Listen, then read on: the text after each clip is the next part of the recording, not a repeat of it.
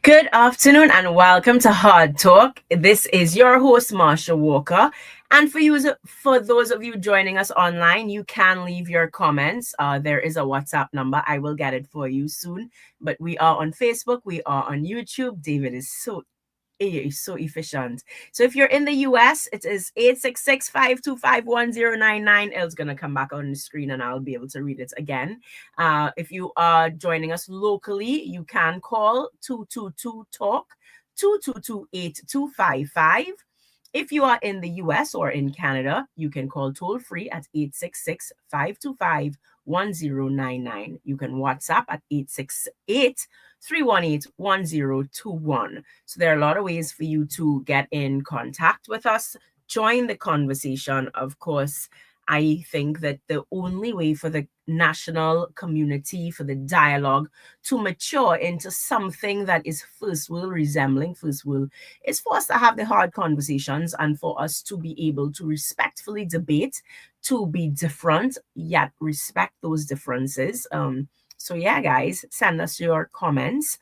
We have joining us. So later, as promised, because of course, attorney at law Nairi Alfonso was so engaging last week and she was touching on so many different topics that we did not get to talk about the port issue in full.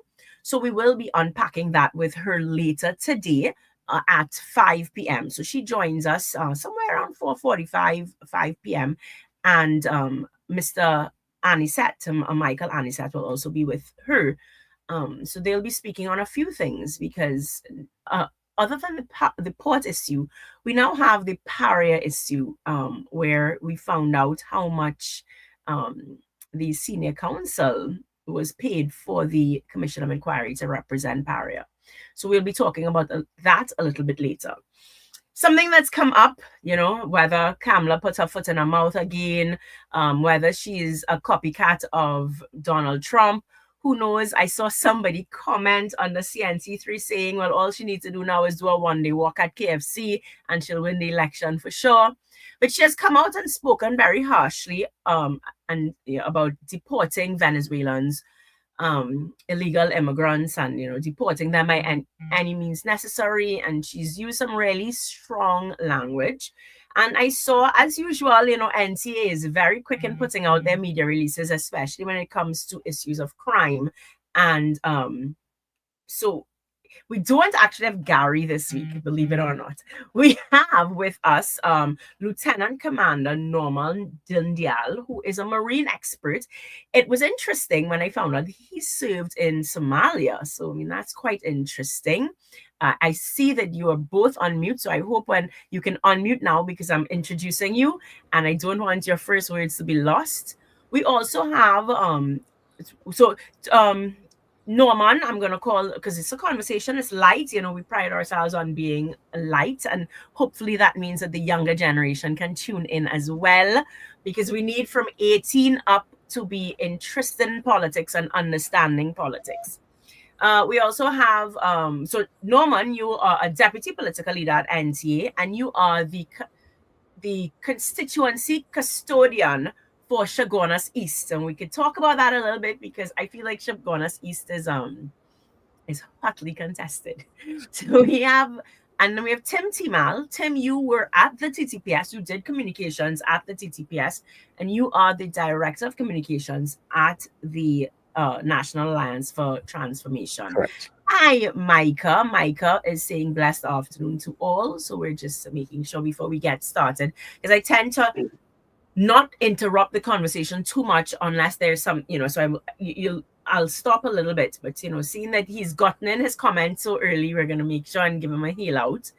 So hi, Mr. Ray. Tim, Norman, as I said, we want to talk about, and there's several things because last week we were talking to Gary about the issue with the police officers who were accused of extortion, and then the case got dropped. Now we're seeing the case is reopened, but we're also seeing, which is what Nairi actually said last week, and we made a joke that only in Trinidad will the case not only be dropped, but those accused of a crime will now come and charge the state and get money, and so we're now also seeing that. So one, we're seeing that the case is reopened, but the officers are, considering suing the state for unlawful detention. So we want to touch on that as well. But I know that we have a marine expert with us. So we do want to get into the whole issue of illegal migrants. You know, and I've seen that the opposition leaders doubled down on her position today, even though that we have some activists. A lot of people have come out to say that it was a reckless statement to make. Maybe she should not have been generalizing it the way that she did. It can cause, extra hate to an entire community rather than, being focused on criminal elements, Spanish speaking or otherwise. So who want to take over? Norman, Tim, Let who's me going to go first? Marsha, let me just put some context to what we're talking about here, right? So whilst Gary Griffith was Minister of National Security, he had put out a memo talking about how they were going to treat with the issue of migrants. And one of the things that he would have discussed was a moratorium, and he would have also contextualized that it is not a Venezuelan issue, right? It is an immigration issue. It's an illegal immigration issue, and by the numbers that we know of, because they would have come in through legal ports of entry, it is over 110,000 people who reside in Trinidad and Tobago who will be doing so illegally because they could have overstayed their visas and that kind of stuff, right? So that's the first thing, and these people would come from China, from Europe, from Africa, parts of Africa, and of course our regional brothers and sisters in Jamaica, Guyana, and that kind of stuff. So that's the first thing that we need to understand. So, focusing on one particular group, and even in South America, there are it's not just Venezuelans. Excuse me. You have Colombians, you have Brazilians, and of course you have the Cubans in terms of Spanish speaking and so forth. So I wanted to put the reason I want to do that is because I wanted people to understand where we're working with first of all, so that the issue should be discussed from that perspective. Yeah, Marsha. Oh, frozen. Marsha looks frozen. Yeah, she looks frozen. I can see you. Are you hearing me, Tim? I'm hearing you fine. I don't know. Marsha seems to be frozen. You go ahead and continue with your conversation. She'll be back on. Let's hope. Okay. So, Norman, I mean, you can pick it up from there, talk about, from a maritime perspective and so forth. Evening, Marsha. Thanks a lot for having us on board. Very appreciated. So, just as you said, I'm Norman. There's no need to call me Commander in India. Norman is fine. And the thing about it is we're going to keep it simple and we're going to keep it truthful. So that's, keep this conversation light, simple, and truthful. So the thing about it, as Tim has said, Gary's or political leaders or the NTA's stand is not a xenophobic stand. Our stand is not about that. Our stand is about illegal immigration as it stands. Illegal immigration pertaining to the whole aspect of it, the whole remit of all the individuals, the Nigerians, people that are in Trinidad and Tobago illegally. Now, some of them are in the majority, different groupings of individuals. Now, that doesn't take away from the thing that is called migration because of things that are happening in your country. So, like when you have things with the UNHCR, there are principles and stuff that we know that we have to do, but we didn't do it as a country, taking into consideration what are the UNHCR's positions with migration and the migration policy for people that are in a country that are persecuted. So you understand, we didn't deal with it in a particular way, and then it ran away with us. So an issue that came about from the Venezuelan aspect now came and got itself all enveloped with the illegal people that are here from all the other countries. So we are not saying that this is a xenophobic thing against Venezuelans. We are looking specifically at the people that are illegally here and doing illegal stuff. Right. And I want to also add, I know Marsha said she's coming on, But Norman, if we could continue the discussion, I would also want to add that I want to share the NTA's position and the NTA's policy. So there are basically three things, right? The first thing is we would like to have a moratorium, and a moratorium not just for the Venezuelans, but for all the illegal immigrants come into the system. Now, the reason we want that, of course, is because we know that there are a number of issues for the illegal immigrants, and the major one is crime, how they are treated, sexual exploitation of women, of minors, and of course labor exploitation, where some employers would hire them below minimum wage, and so it affects the country and affects citizens of Trinidad and Tobago. The other thing is, once we also have to understand there are many people here who have, and in fact, I would suggest the majority. The majority are hardworking, industrious, and they contribute to society, right? And they contribute positively. So we need to understand that. And some of them have familial links to Trinidad and Tobago. They marry, they have children, and so forth. So it's not as easy as just deporting everyone. And the third thing is we need to understand how the services that are being offered needs to be they need to have proper representation. So we know that that illegal immigrants access healthcare, and we know that they access our education system. So, but if they don't pay taxes or they don't contribute meaningfully to the economy, then it's a situation that ultimately hurts the citizens of Trinidad and Tobago. And then, of course, Norman, the final issue would be that of crime, and how do we contextualize that, especially given the fact that what we have seen in the past 3 years after a certain individual was no longer wanted in the as commissioner of police. We've seen a huge escalation to the point where it's basically from 342 in Mr. Griffith's last full year of and this is murders, that is, to now we're looking, staring on the barrel of 600 again, right? And what I was explaining to somebody is 3 straight years of record numbers, 1, 2, and 3.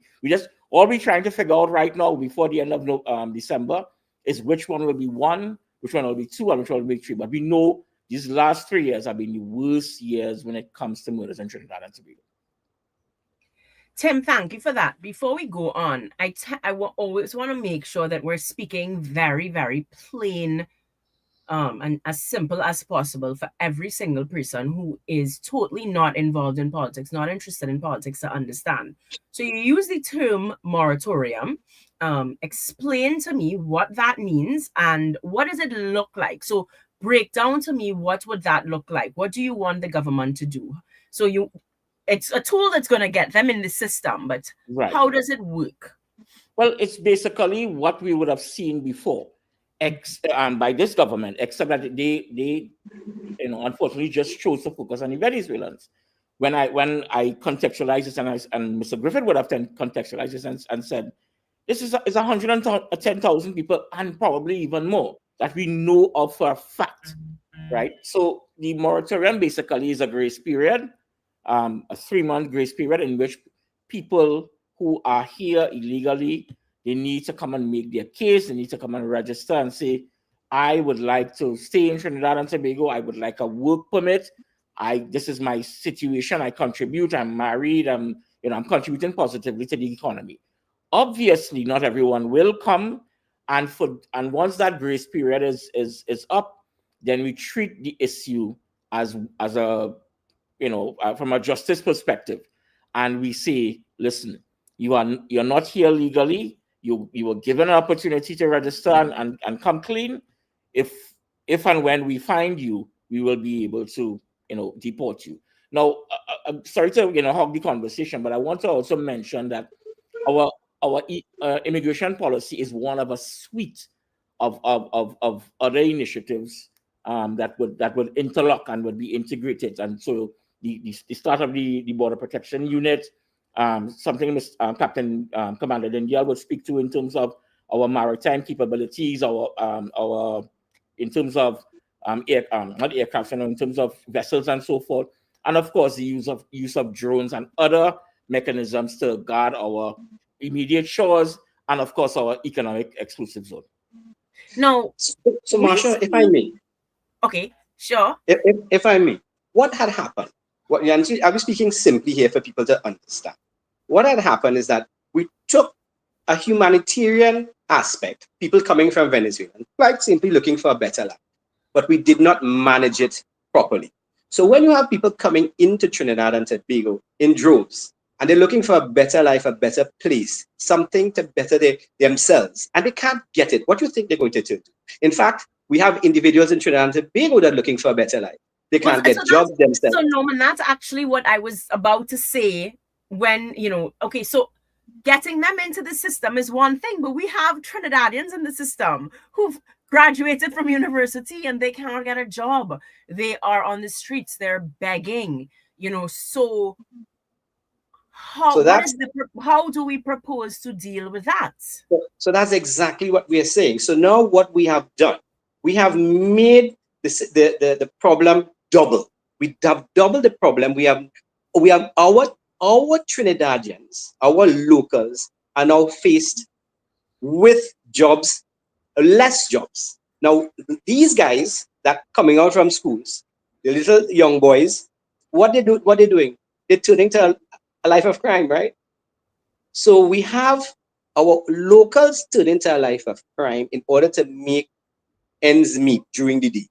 What do you think will happen to 100,000 illegal people that came from another country looking for a betterment here and they can't get the job? So the crime situation will escalate because we did not deal with it in the first time. Imagine they're telling us that I think Norman is frozen. So, okay, I was wondering if it was my internet dropping again. I was wondering. Marsha, oh my goodness. I want to address that question you asked, right? And one of the things that one of the policy positions that we would have put out over these little small videos that we put out is talking about how do you like, for instance, with the foreign exchange crisis, people are usually looking at it from the demand side. How do we cut down demand? How do we tax people and so forth? The NTA is a very solution-oriented party, and we choose to also look at the supply side. And what that means is, how do we get more foreign exchange into the country? One of the things is to enhance the entrepreneurial capital of Trinidad and Tobago. And what that basically means is give people opportunities to sell their goods and services in the different markets, whether it's locally, regionally, and internationally. Marsha, at this point in time, all of us here can take our cards, credit cards, debit cards, and we can go on Amazon and a number of other sites, and we can swipe and we can pay for stuff. That simply is not the case in reverse.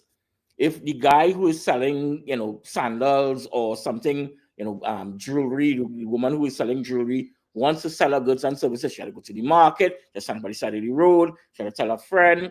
But the general idea is that if somebody in Europe, somebody in China, somebody in the United States, these very, very huge markets do not have access to these goods and services. So part of, and this is how the NTA sees problems, not in silos. So the immigration problem is not a silo. The economic problem is not a silo. We see it with agriculture. We see it with health, with education. So it's an integrated strategic approach that is built upon the principles of what Mr. Griffith would have used at the TTPS to do what the amazing things that he did, which is leadership, accountability, management, and measurement of performance. A very, very simple formula that we can implement, and we have proven that it works. The issue is, do we have the political will? The NTA definitely has the political will, and they have the political capacity. If you look at the PNM as an example, they lack that capacity, they lack that will.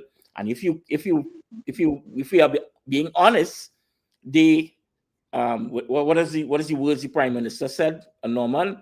He has no problem with the rich getting richer. That is such a revealing statement, right? Because that is from my part, from my observation, a lot of people would now be saying the same thing. The last 9 years, the people who have benefited the most in Trinidad and Tobago are the people at the finances and at the very, very large businesses. But the average person is struggling to make ends meet, to go to the grocery. If we look at small business, small and medium-sized businesses, they're basically collapsing. But the big guys are doing very, very, very well under this PNL. Ask yourself why. Well, I mean, I think it's easy to say when you are not in power. I think it's easy to say, look, this is what we're going to do. This is what we're going to do. And then when you get into power, I mean, the amount of fires that any government is about to go into a double PNM term, anytime you go in, there's so much to clean up before you can even get started. Norman, we lost you there. I know you, so I want to give you back the floor because you were talking about, it was not handled properly in the first instance. But the reality is, I mean, one, we know that we have to close our borders. So we know that we have a lot of illegal immigrants coming in unabated because we have a maritime issue. We do not have security. Our borders are wide open. I mean, porous may not even be the word anymore. It's like if you take a filter strain and you just cut a hole in it, it's in filter and nothing anymore. It's wide open, right? But Did you lose me again? I wanna come back to this moratorium because so we make them regular, but what we going to do with them after we have them regular? We don't know what to do with our own citizens. Well, Marsha, let me just deal with that question a little quickly. So, Marsha, the problem exists whether we like it or not. The Agreed. Situation is right now, they're here, they're accessing services and so forth, right? And they're not contributing to the economy. That is a fact, right? They're not contributing in terms of taxes, NIS, and so forth. When you regularize them, they're still going to be here. They're still going to be accessing services, but at least there is going to be an extra money in the kitty to deal with the situation. So it's not we're not saying that is we wave our wands and everything is fixed in Trinidad and Tobago. What we are saying is we are looking at it from a very practical, a very pragmatic, and in a sense a very logical position. They are here. How do we treat with that? You can't just uproot people who have children here and families and who might be contributing to society in terms of doing good work and whatever it is. We want to figure out a way that where we can utilize and have a good and proper immigration policy. That is the whole situation. And as I said, Marsha, it's an integrated one. It affects the crime, it affects the education, it affects health, it affects the economy. So when you ask yourself, what are we going to do? We are going to treat the problem for what it is. And we're going to bring about solutions that will not solve all the problems, but will certainly deal with the issue from a logical and a humane, and as Norman would stress, from a justice perspective. Norman, back to you now. You lost me. Yeah, so you lost me about a couple of times there. So I was saying to you all, we didn't handle it properly in the first instance. Now, yes, we have a duty of care as Trinidadians, as people of the world, as people that signed on to the UN. A duty of care for people that are coming away from persecution, right? But we don't have resources unlimited. We have our resources that we have to put our priorities first. And you're seeing it all over the world. Germany has done it. Scandinavia has done it. All European countries, all they try to help, they have a duty of care to themselves first. You can't help other people unless you help yourself.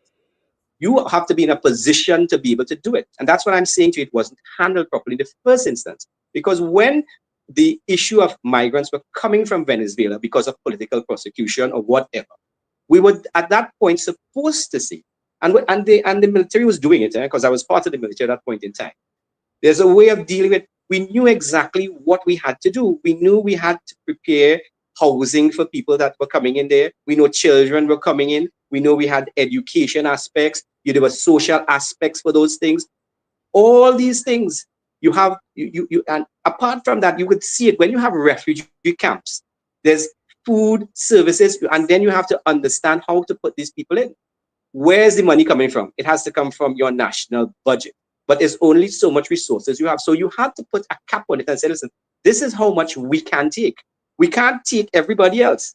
We can take so much. We will help so many individuals, and we will help them as is our duty, which we will do. What has happened now, it has overwhelmed us. We have 100,000 people, and what is going on? They are now into the system, and there's nothing for them, so they're going to a life of crime. Yeah. Marsha, I want to touch on that issue of porous borders and why sometimes I say, sometimes I think it's ignorant, and then I say, oh, maybe it's not ignorance at all. We have a situation, and Mr. Griffith has stressed this ad nauseum. We can scan every single container coming into Trinidad and Tobago. We are not one of those huge ports where where like in Miami and so forth, where you simply can't, you have to pick and choose. We can do that. We have not been doing that. The port scanners are down. We're still waiting on them to come. Now, why is that important in the context of what it is we're talking about? It's important because, as I said, it's integrated. That we know for a fact the majority of these quote-unquote high-powered weapons that come into Trinidad and Tobago coming through legitimate ports from Miami, from the United States. So they come here. We have these quote-unquote porous borders, and you literally unleash in one container, right? You could unleash havoc on society. One container could have enough guns and ammunition that could wipe out entire swaths of people, as we have seen in Harp Place and other incidents where 4 and 5 people got shot and that kind of stuff. So ask yourself, why do we have porous borders, right? So the knock-on effect of not protecting our borders properly, not having the political will to protect the borders, allow the situation to get out of hand, which is what Norman was saying. We did not handle the situation properly. And as much as these guys were diligent in their duties in terms of the Coast Guard and other aspects of the Defense Force, they could only do so much. So the issue is I always tell people, I said, one thing the NTA does is we understand issues they have symbiotic relationships. And when you see an issue like immigration, and you say, well, that is an immigration issue. No. If you look at our releases in the last 2.5 weeks, we talked about I would like to put my name. I have a show. I should be considered media, okay? I am on Gary Griffith's broadcast list, so I get Gary Griffith's very good. Very good. So that's why he gets put on the show. I do not get Tim Timal or anybody else. So I need whoever is in charge of NTA's communication to add me to their broadcast list. Because all I see are Gary Griffith's media releases. Well, let me see. The releases that Mr. Griffith would share is coming from the NTA. It's coming from the NTA. No, he shares his own only. No, that's not true. I am telling you, comes from the NTA community. I know for a fact. All I see are the ones on crime.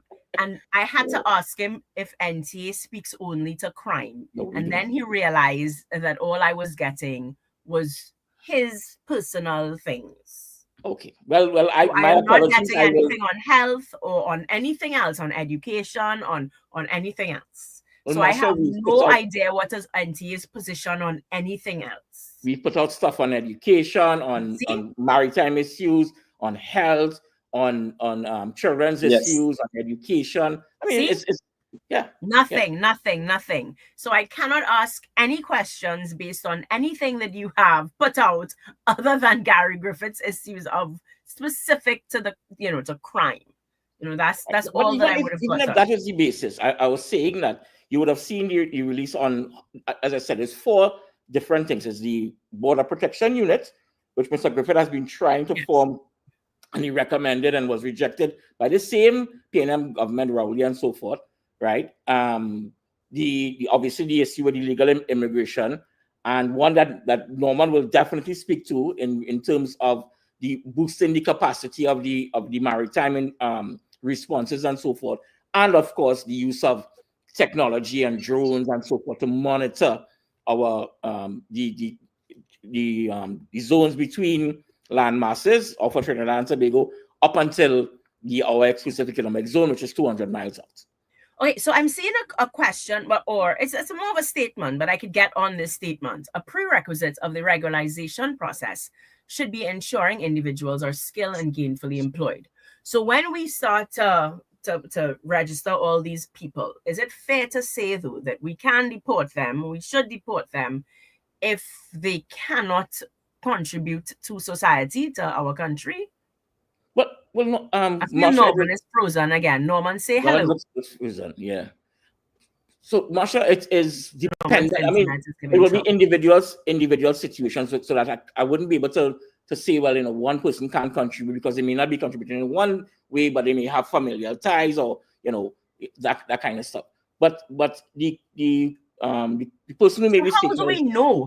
Because Norman has said that we have to put a cap on it. How do we determine the cap? How do we determine who stays, who goes? Because, I mean, the problem, Maduro's still there, and the U.S. sanctioning them, and, they're going to keep coming. Well, so we know we're going to secure the borders because Norman is going to become Minister of National Security or something. Who knows? But we know we're going to secure the borders. Okay, great.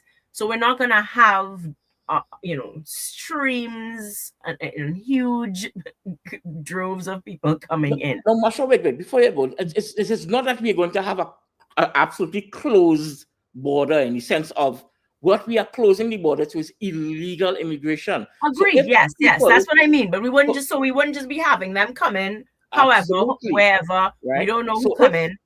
So if, as the person made the statement is absolutely correct, if a person, and it happens not just in Trinidad and Tobago, but when we try to migrate to other parts of the world, they ask us the hard questions. Mr. Timal, what are you going to contribute to the economy of the United States or England or Canada, or whatever it is? Because they understand inherently that you, as an immigrant, you have to come there and contribute. If it is you're not going to contribute positively to their economy, I am sorry, but the harsh reality... These aren't regular immigrants. These are refugees. So I think the expectation of contribution is slightly different, not so? Well, yes, there is, but we also need to understand that, as I said, this is not a Venezuelan issue. This is an immigration policy issue. So if it is that, as an example, we were to... So if I may say... Sorry. Lost it again. Yeah. Norman, dude, you need to go change your position in your house. In your house, yeah. Go find a new spot. So it's like the corruption issue, right? So somebody asked us the other day, well, where would the NTA get money to do some of the things that we're doing? Well, one of the things that Mr. Griffith was able to do and demonstrated very well at the TTPS was the ability to cut the fat. So he did it with the overtime, he did it with the escorts, hundreds of millions of dollars. We estimate that we can cut about $10 billion every single year by doing the right thing. So first of all, so that it will free up a lot of money, right? But in the same way, if our immigration policy is one that is, as I mentioned earlier, if it is now they're contributing to the economy in a positive way through taxes and NIS and so forth, it is going to increase the ability for us to quote unquote deal with the refugees or any other situation. Likewise, if we deal with the 110,000 or X amount of 80,000, 90,000 who might be here from places where they are not refugees, but we deal with the immigration issue of illegal immigrants and so forth, we are probably going to lower our numbers significantly. So what you're going to be left with is so you basically, if there was 20 pounds of weight on the education and health care system, it will not be 15, or it will not be 10, or it will not be 7. So that in itself saves us a lot of money, a lot of time, and it gives us a lot more opportunity to be even more humane. So rather than seeing this as a something that is draconian and whatever, it is absolutely the opposite. What Mr. Griffith has articulated in his immigration policy, it is it is the most humane way to deal with the situation, because, as I said, many of these South American people from South America, Spanish speaking and so forth, they're being used in the sex industry. They're being abused, child abuse, right? So we have to deal with those kinds of. If you're talking humane, we have to deal with those issues, and we have to deal with those issues head on in the way that Mr. Griffith dealt with it while he was commissioner of police. And that in itself is going to have an impact on the rest of society. As Mr. Griffith we have discussed with him on many occasions, there was a fear that the criminal class had when Mr. Griffith was there that they simply do not have. And it is the same thing that we wished and we hope to implement again. So, and it's not a fear of Mr. Griffith or whatever it is a fear of us doing the right thing at the right time, all the time. Norman, are you there? I so want you to join the conversation, Norman. We are not excluding you. We're not being bad people on the playground. Yeah, I'm not hogging the time. I'm just trying to. He's frozen again. So yes, Marsha, as I said, right? So to revisit and to say, the immigration policy must be one that is humane, but it must be just, and justice must prevail, and it must be, I hate to say this, but citizens of Trinidad and Tobago must come first, right? And label me as terrible, but we have to put Trinidad and Tobago citizens first. And that's not to say that we have to ill-treat or mistreat anyone else, but we must understand that if it is you have a family and the family can afford X, if you cannot allow Y to just come and eat up resources and not contribute. And that is all we are saying. Bring the system, make the system equitable, not just for Venezuelans, but for all immigrants. Deal with the situation, lock our borders. And that will, as I said, will have the knock-on effect of dealing with crime, will have the knock-on effect of dealing with the amount of guns in Trinidad and Tobago, and it will lead to the increase in morale for the police and increase in the public perception of the police, which was 59% when Mr. Griffith was there. So, and for anybody doubting that we, the NTA, can do what it is we say we can do, we have the track record. Mr. Griffith took the worst performing public service, was 14% public trust and confidence. And in less than 3 years, it went up to 59%, the highest in the entire nation.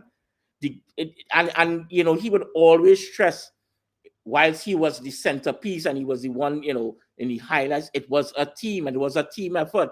Because what Mr. Griffith does, which is what I admire him for, he loves people around him who are, will challenge him and will say, well, boss, that is not correct, or we need to do something else. And unlike some of the other leaders who I, in my humble opinion, seem to only want yes men and yes women and people who not as smart as them, Mr. Griffith embraces the best and the brightest. And that's not to say that I am the best and the brightest, but people like Commander here, right? and Christina Wallow Phillip, Dr. Kevin Saran, Jazzy, these are really, really brilliant people that have come and been attracted to Mr. Griffith because of his work ethic and because of his track record.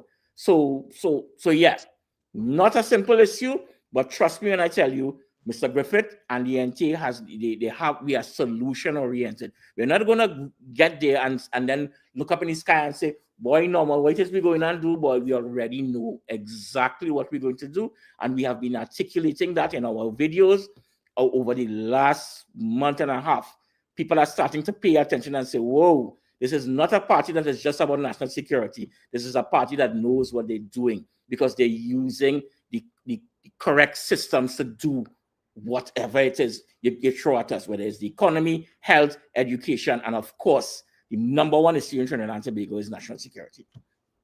Norman, I do want to move on a little bit, and I know it's unfortunate because I want to talk to you a little bit about Chaguanas East, and I know that crime would be your strength, but enterprise is in Chaguanas East, and I think enterprise, unfortunately, has a slight crime issue.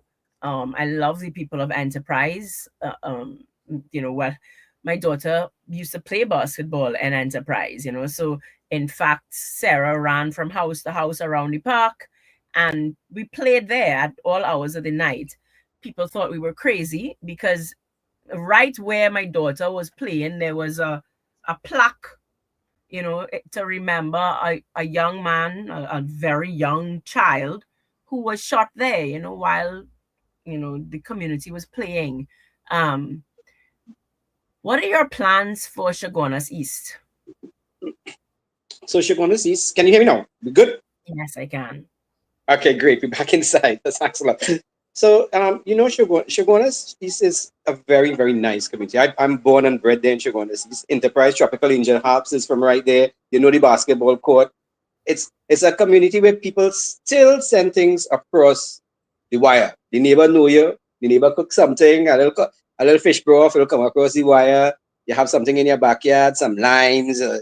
You know the community, Marsha. Some carambola, whatever they have in the yard, it'll come across. So what has happened in enterprise is the migration. Again, I'm saying that same word, the migration of elements from outside of the area. So the area wasn't a bad area. It's people from outside because community Chaguanas East was a nice community. You could leave your door open. Your neighbor, if you're going down the road or anything, you're going out. You tell your neighbor, hey, I'm going to Tobago for 2 days. Try on my house, and you give your neighbor the keys. The neighbor come in and feed your dog. Those are the kind of things so you had people from outside the community recognizing that, and they were rushed and moved. So you see the gang elements from, I don't want to call other areas, but outside of Chaguanas East came and started to reside. And that is what is the problem. It's to get those elements out. And it is about, as you know, we're talking about crime. It's about policy to make sure that the things are happening in the area, that there's proper detection of crime. So when people can detect what is happening, there's a deterrence there. We have the police officers, and when Mr. Griffith was there, everybody says it. Gary was the best COP. And I mean, even sort of Kamla said something. Again, I don't know what happened, but anywhere you go, people will tell you Gary Griffith was the best COP that we had, and we had things under we turned. The criminals were freed. What has happened? You don't have that. You don't have a proper leadership of the police service. So crime is escalating, and people are going in the places where it is vulnerable. Because in Chaguanas East itself is a nice community. It's a community where people could do those things. So they take advantage of that. And we need better policing. We need better policing. We need better policing. The Chaguanas hearing about extortion, you hear it's happening. Individuals they're extorting. So no longer the criminals right now, they're smart. They no longer come in. They have guns, yes, to back them up. But they come in and telling you the man on the street who's trying to hustle himself, the doubles vendor, the pumpkin seller. Here's what: if you want to sell there, big man, you gotta give me 3,000 a month. And if there's 10 vendors, 3,000 by 10, that's 30,000, and they're cashing everybody. So the Chinese grocery men, 10,000. The others, 20,000. The massage parlors, I talk about the correct massage parlor, real massage, not the other types of massage. Real massage parlors. Remember that there was an article where the girl had to leave in Chaguanas. She left. So the criminals no longer come in and go in and stick me up. It's a business enterprise. Criminal intelligence, they know what they're doing. Extortion. So they're coming and telling you how to pay protection and tax. It's easier for them. They had to go out and rob anybody, but they're backed up with the guns. But what is And happening Marsha, with Norman, let me just continue a second. the So extortion Marsha, units? Norman identified another problem, another issue when we talk about that whole idea of symbiosis and the integrated approach. he talked about the migration of crime from other areas. I grew up in Second Caledonia, Mova. I'm born in Malik, and I went to school behind the bridge. So I know, I'm 55 years, and I know that since I was small, and I saw the migration, I saw the escalation, right? One of the things that Mr. Griffith was able to do was he was able to, as we said, put the fear of criminals and the fear of police and the authorities and criminals. So that, for instance, with the issue of extortion that Norman would have brought up here, Mr. Griffith had a special unit, and they used to deal with that. There were many people who attempted to extort people, and rather than when they're going to go and collect a 10,000 in Royal Castle, whatever it is, they're going to collect a sort of police meeting them, and you lock up. So it sent the message. So the situation that what we're having now is one where they dismantled a whole over 100 different policies and SOPs and so forth that Mr. Griffith would have put in place, and that has a knock-on effect. So if you look, so extortion is not in a silo; it's in relation to other areas. The rapid response unit, the social media monitoring unit. Mr. Griffith would have said, and I can attest to that. I was there at the time. There were instances where we would get stuff from social media and that kind of stuff, and they would get alerted, the E99 and the other agencies, SORT and so forth, and they would intercept a car on the way to rob people, and these guys trying to figure out how the hell that was happening, because and again with the situation of kidnapping, right? Same thing would happen. They would kidnap somebody and then start kicking down the door. They're trying to figure out how the hell they know but it was use of technology. It was a stranglehold at the place, and he dealt with the situation not in silos. So he wasn't dealing with bribery and extortion and kidnapping. He was dealing in a complete circle, so that the criminal class was under pressure. Ask yourself, Marsha, why would you remove the most successful commissioner of police, the one that was literally saving the country, to replace them with people who came, 20 and 30 points behind the commissioner when it was properly tested? Why do you have the borders open? And then you ask the question, is this a issue of immigration, or is it an issue of leadership and governance? The answer is clear, Marsha. This is an issue of leadership, or lack thereof, lack of leadership and improper governance that has been here for 9 years, and it has literally destroyed Trinidad and Tobago. We are going to hit 600 murders again this year, right? If you go into the grocery, the economy is shut, but you know who's doing well? The guys on top. Right. And that so is I all think that I matters. don't think that anybody argues. I think generally the citizens agree that something went wrong in terms of the politics and why Gary would have been removed as commissioner of police. And the reason so I wanted to get to Chaguanas East, because the bottom line is there is a feeling on the ground that neither option is available for them. So we'll see low voter turnout. You have persons wanting something different. NTA seems to be presenting something different, and Chaguanas East in particular is a very marginal seat, if you ask me. Enterprise was one with like one vote the last time in the local government. This time I think they got maybe 6 or something extra. But Chaguanas East with a third person, and it's something that I have thrown out to Gary, a third horse in the race for Chaguanas East. What do you think will do to the votes? Are we helping PNM win? Are we helping UNC win? Are we? I'm very worried. DPL, let me just deal with this quickly. So Marsha, there's something that is I've heard people say, right, that the NTA doesn't want to have anything to do with the UNC, and that is simply not true. And I know that.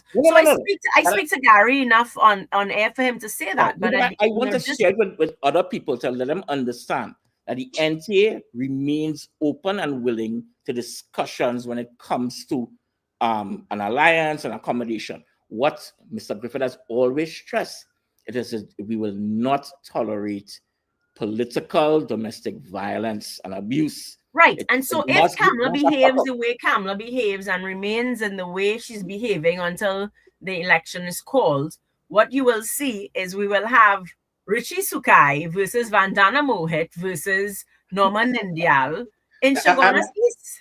and I will tell you, I know all of them. I used to walk with Vandana. I know Vandana lives about 2 streets away from behind me. So I know the whole thing. And Rishi is our ex-Pres alumni. So we're both Pres alumni together from Presentation College. But So can you I take know the them seat both well. from them? But can you take the seat from Vandana?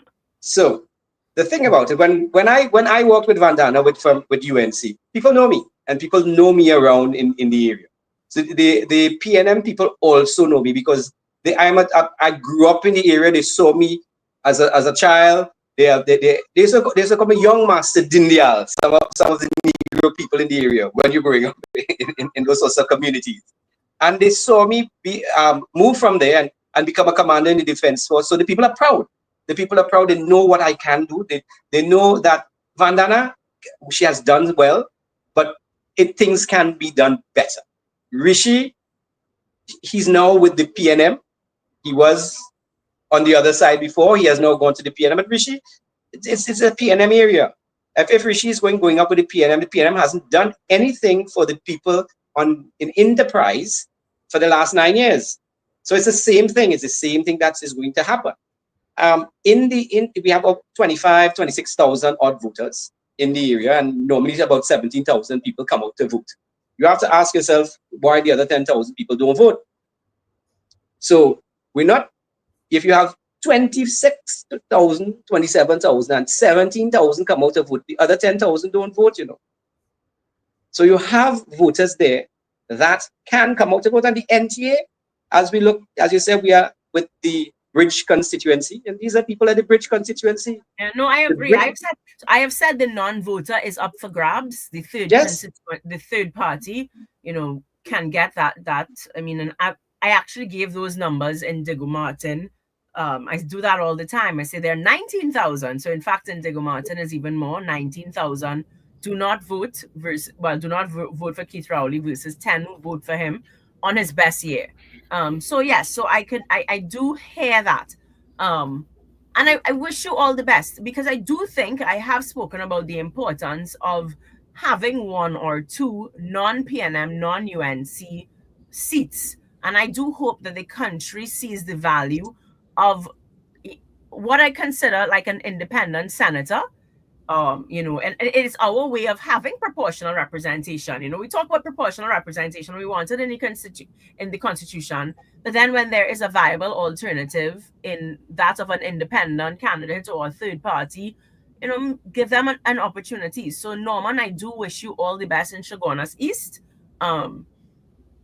If it is a 3-horse race, I'm happy to hear that there are enough non-voters in your constituency that you could pull from them. Because I've said it, if there's a third, I do think a 3-horse race, a third party can win inside of Diego Martin. I've studied the Diego Martin numbers.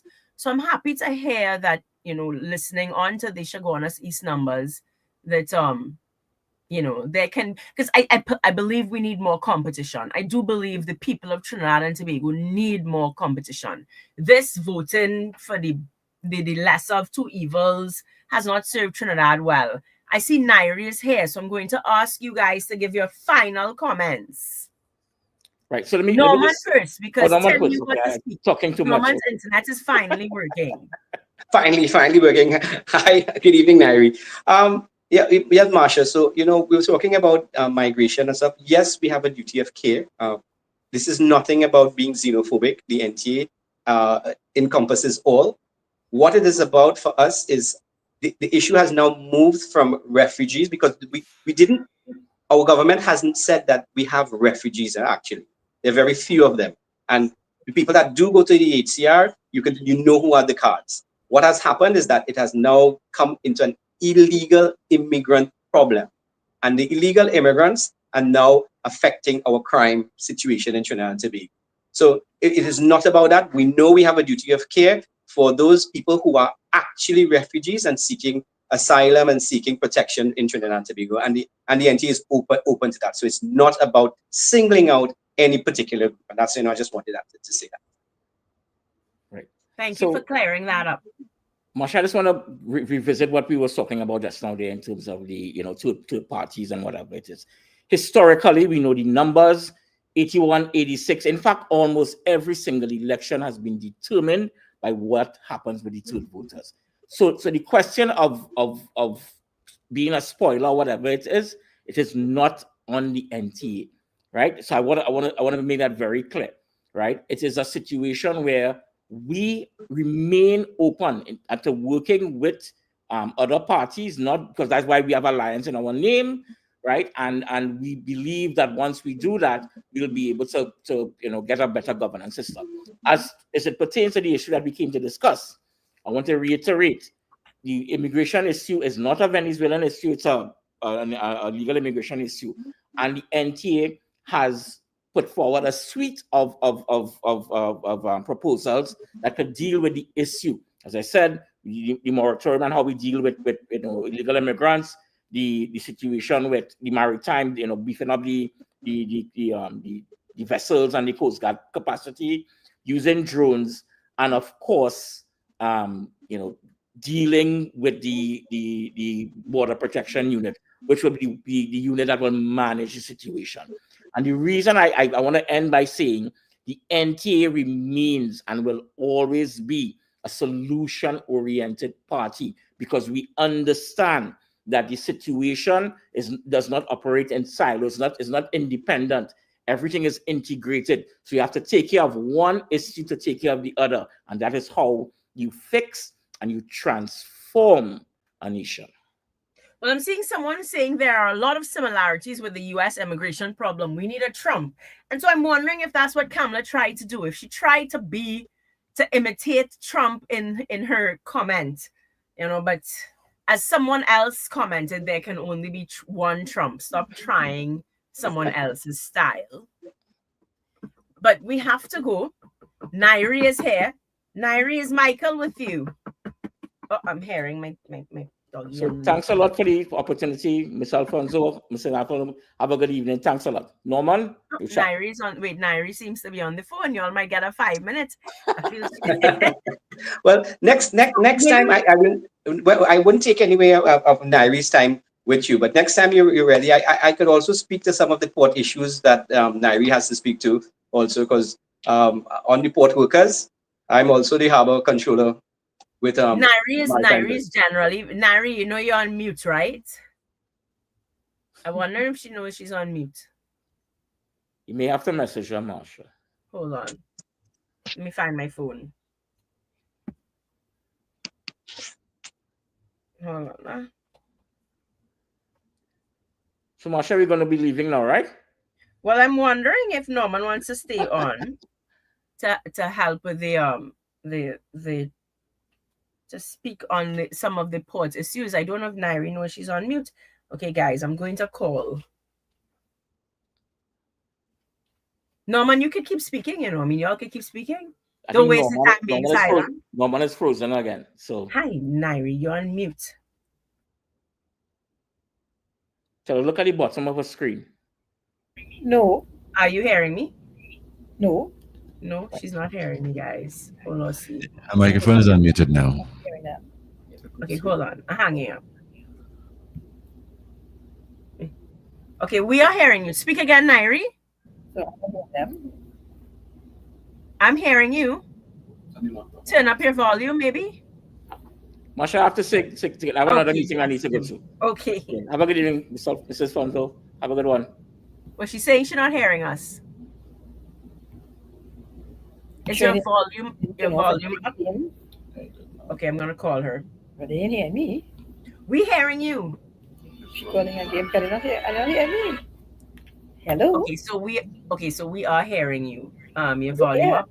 So you're hearing me now? Right up to 100%. No, I'm not hearing anything through the computer. Logging on my computer in the office. I was trying to do it here in the conference room, but I don't know why it's not working. Okay.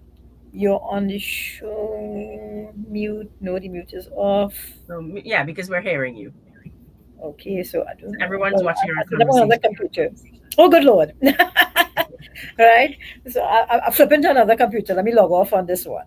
Okay, no problem. Okay, And sure. you can check on Mr. Anis at one time because he's not here I yet. just called him. I just called him, and he said he's logging in. All right. Okay, no problem. Okay, bye. Check your well, speakers. Yes. Well, she said that they are 100% up, so I- I'm not sure.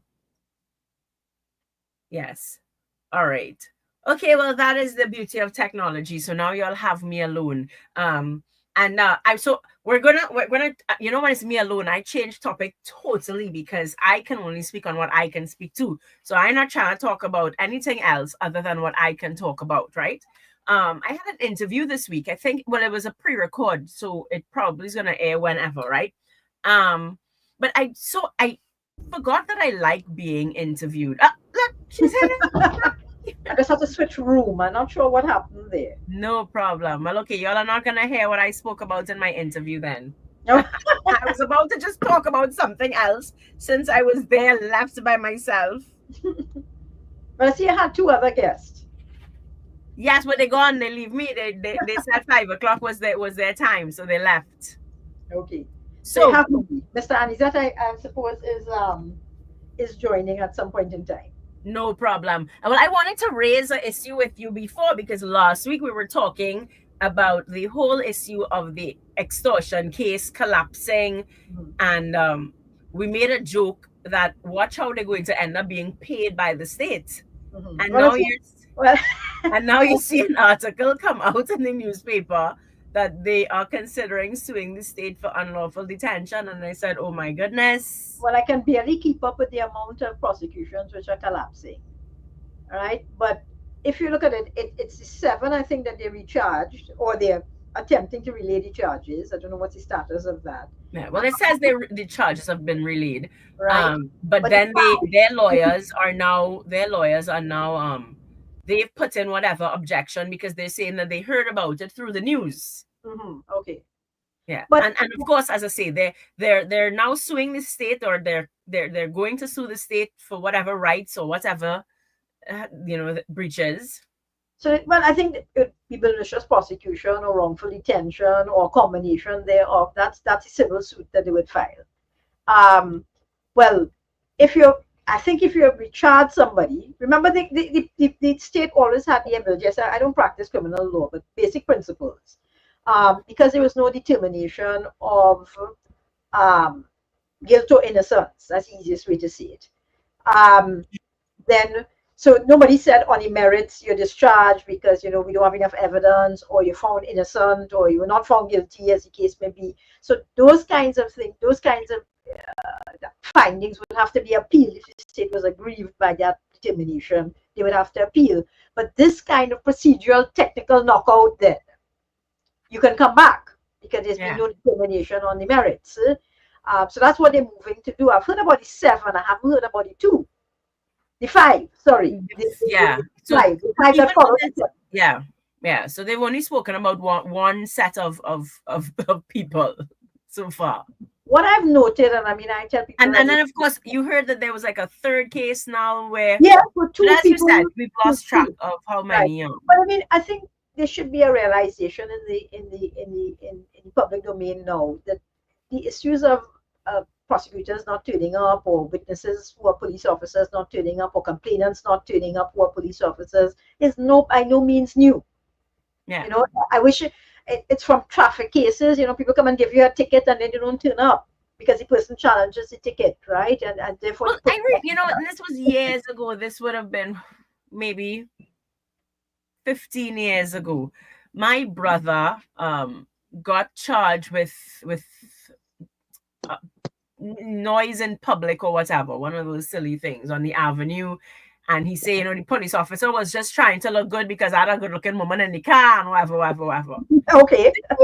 He came on, he was so upset. He was livid.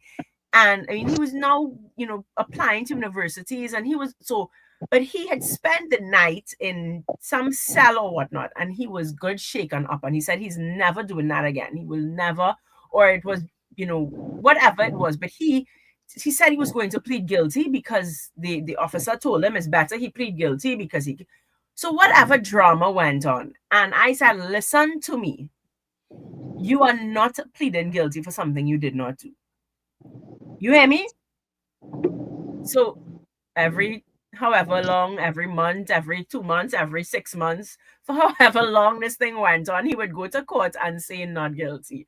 But he didn't even have to, it was because the officer wasn't there. So the officer wasn't there. It's not a new And phenomenon. he was fed up and he said, Gail, I fed up. I say, but that is why you should keep going, because let me tell you what it's going to do. It's going to drop the case. They're going to throw out the case. Yeah, the magistrate will dismiss the case because of the And so the case was thrown out. And I'm saying to him, it's a good thing you have a sister who tell you, because he would have gone and plead guilty. He would have, and I said, but boy, because we knew, and like I knew back then, and I was going to say this about 15 years ago, and I know the case will get thrown out, them and coming for that. But you see, another thing, a little traffic case is correct. I mean, police officers should turn up to attend their prosecutions or the prosecutions of the matters they charge. But when you have extortion cases, what you're telling, that's a whole different story. Just imagine somebody has the guts, the testicular fortitude to come and actually report the conduct of these people who are those who are sworn to protect and serve us. And you are telling me, look, case collection to come back and threaten you. Yeah. Right? Because, they've gotten off scot-free. So whether, I said, I've heard about the 7, I haven't heard about the 5. That's one issue.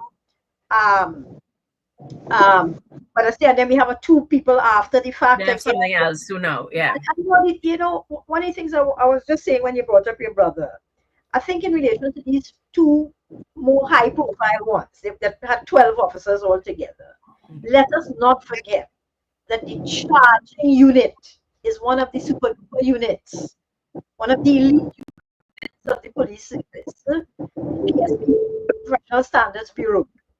This is the same, let me get my pet peeve. This is the same PSB that was responsible for the Brent Thomas, the Bokel, and investigation and inquiry. When they finished with Brent Thomas, they came to the dealership I own with my husband. Right? So when they were finished with Brent Thomas, they arrived at Firearms Training Institute, same PSP, and they did not get on very well with me. So at a certain time, a female police officer told me she felt like I was obstructing the police, which is, code. That's a charge. And here, I would be the only person to be found to be obstructing the police in the execution of their duties while holding a law book in front of me open on the Firearms Act. So my obstruction consisted of, could you please tell me where the power comes from in the act here? You tell me what's your power under this section or any section of the Firearms Act. And I was met with, I feel like this woman obstructing us. Trinidad is a wrong side place, an upside down place, like a t-shirt. I want it to be like a old t-shirt, inside out, upside down. So instead of saying, well, look, miss, we hear what you're saying, but we're under this section and this, and they holding the Firearms Act, I holding the Firearms Act. So I'm not assaulting them with my version of the Firearms Act. Most people think that I curse people because I do shipping work. I actually curse like a 12-year-old, so I keep my mouth quiet because most people would laugh at me. Right? So I'm not going to curse at a police officer. First, that's not my upbringing. My own grandfather was a very senior police officer. So I grew up with my DNA being programmed to respect officers. So I'm not going to disrespect an officer that way. I'm going to tell you, look, you say you have this power, but tell me where it is. And I was being threatened myself. At least I felt threatened when somebody tells me, well, I feel like this woman is obstructing us in the execution of our duties. Well, I know when the next line coming, take she. Yeah. Right? Yeah. Right? So I said, that's one of the most units of this. And if you're telling me that they are not evil, this, just to bring it back, this is the same unit that said, I put ammunition I seized from the dealer in Firearms Training Institute with my husband, and I put it in a filing cabinet, and I can't find 500 rounds of it. That's the same unit. That's the same unit. That is the same unit that despite Brent Thomas, we are in court, Brent Thomas is in court over the same audit that they did, right? Despite the 500 bronze missing, the head of that unit was promoted to a deputy commissioner of police. and is a deputy commissioner of police. So if you want to tell me that the most elite units of the police service are unable to manage a prosecution involving their own, they were set up professional standard bureaus or internal investigation unit. Right? You're set up to investigate the conduct and the misconduct of your colleagues, and yet your colleagues are walking away. Michael, can I ask you to mute for a while? Because I think what we're hearing on, yeah, so you're driving. Yes, so I think your windows down or something. Yes, so we're hearing Air condition on full blast, one or the other. or yes, or the air condition probably straight into the phone or something. Or something like that. Yes, right? yes. Right? So I said, I mean, that's my focus. And if this is what you need for the other units in Chaguanas Police Station, Arima Police Station, Sandy Grande Police Station, when one of the most elite units put there to investigate the misconduct and the misdeeds of their own colleagues cannot put a prosecutor, because the first thing comes to mind is that, well, this look like a fix, right? That people are allowed to walk out because people are not doing what the court is ordering, people are not referring the file to DPP. That look like, that's what everybody's telling me, but I set up to let off their colleagues. I don't know if that is true or it's just I dropped the ball. But it's a lot of times to drop the ball, because this poor master is reciting that I gave them a lot of chances and I gave them these directions and they missed every one of my timelines. So it's not like, well, I slip on one date and I get through out. No, it looks like I slipped many times, and then the person said, just like your brother, I'll throw out the case because you're just not interested in this prosecution. Right? So I don't know, as I said, the trust and confidence in the police service, I'm sure Gary has said a lot about that, is, I don't know if it could be eroded anymore. Yeah. When people say it's eroding, I don't know. I think the whole hill come down, right? Well, it's a good point that you raised. I mean, I certainly didn't pay attention to it, that it's the same unit that was involved in the whole Brent Thomas fiasco. Yes. Right? And I said, I think we came out a lot better than Brent Thomas, because the person who was giving them trouble was doing so, they might deny it, but was doing it on the basis of law. The word audit doesn't appear in the Firearms Act. So when you tell me you come to do an audit, well, according to one of the lawyers, what you work in Ernst & Young or what? Price Waterhouse, right? That's not what the Act is there for, and it doesn't use those words. So when you announce that you're coming to a place to do something that the Act does not permit, well, obviously, if you happen to be an attorney, you're going to raise something. It doesn't require ranting and raving, cursing, or getting on. It just requires you to point to the legislation and say, well, this is not on. But that is, all those units you're hearing about, the special vetted units that they're proposing. That's supposed to be one of your elite units. Right? So I said, I don't know what we could say. Where can you repose confidence? How can you, and in what circumstances can you repose confidence in the police service when these things, well, at least these are highlighted? Your brother matter could slip through, Yeah. Ticker could slip through, but these are highlighting very serious offenses against police officers of all things are crumbling. Yeah. Sad indeed. And I don't know, because, well, we just had NTA on, right? And NTA, and Gary says it all the time, he was removed where there's political mischief and whatnot. So what's our position? What's next? We keep talking, we keep fighting. We're going to talk about another issue. There are two issues. One is actually quite close to my heart, in terms of Paria. And I did miss this story. So when you sent it to me, I don't know, I might have gotten a little angry, just a little bit angry, because I was at the Integrity Commission. The hearings of the Commission of Inquiry. Yes, so I went to the hearings. I've lent support. I've lent my voice, my TikTok platform, whatever I can do. I have tried to do, and I have held the wives, I have hugged the family members. They're not a story in the newspaper. And I see that Trinidadians got upset, but I made, I guess, a sarcastic, a bitter. I mean, you know what the emotion was, but you think I'm not seeing any candlelight vigil. I'm seeing nobody really upset by Gilbert Peterson getting $8.9 million. I said maybe I will do a TikTok because I always say maybe they just didn't read the news. So if I put it on TikTok, maybe people will be aware. But it is obscene to me, Nairi. It is obscene to me that these family members struggling and Gilbert Peterson get $8.9 million. Michael you all could tell me whether this other one retire yet, because I think he was up for retirement. Who's that? What is his name? Names, not the board members, manager. Well, yeah, some people have left. Oh my goodness. Yes. When I say the most popular name, Piper. So Right?